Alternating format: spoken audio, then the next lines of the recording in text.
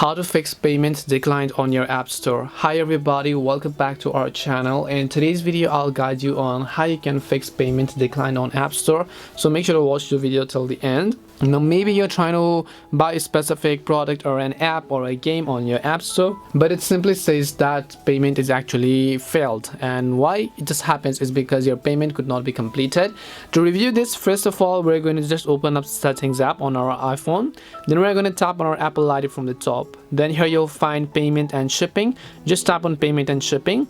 If one of the payment methods does not work, I just recommend you upgrade to another. If you have other credit or debit cards, I just recommend you go ahead and then actually enter those payment details over there. In this case, once you've entered those payment details, then you should be able to add a PayPal account as well if you'd like. Then once you've done that, tap on done, and then you should be able to fix it. The issue is most likely with your payment that you're adding or the card issuer. So hope this video helped you as to how you can fix payment decline on App Store.